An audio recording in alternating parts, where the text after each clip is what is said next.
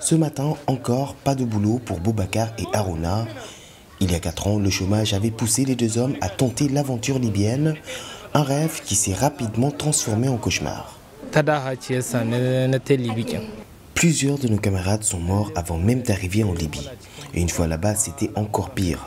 Cela fait plusieurs mois que je tourne en rond sans trouver de travail. Depuis que je suis rentré, je n'ai même plus de repères dans mon propre pays. J'ai l'impression d'avoir perdu 4 ans de ma vie. La Libye, certains en gardent tout de même de bons souvenirs. C'est le cas d'Issa qui aujourd'hui a retrouvé son vieil atelier de couture. Pour ce tailleur, le séjour en Libye a été très productif, mais n'aura duré que le temps d'une rose. En Libye, je gagnais jusqu'à 600 000 francs CFA par mois avec mon métier de tailleur.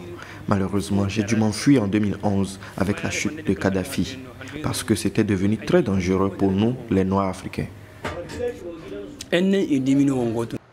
Comme lui, ils sont près de 250 000 Nigériens à avoir fui les violences post-Kadhafi qui touchent la Libye depuis 2011. Un retour au pays pas toujours évident.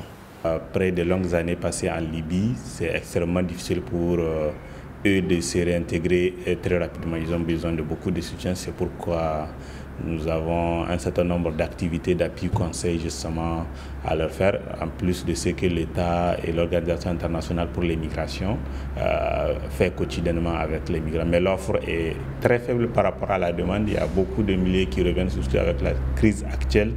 Persécution, sentiment d'insécurité ou encore esclavage, le motif est le même pour tous ces migrants qui ont dû fuir l'Eldorado pour lequel ils avaient risqué leur vie.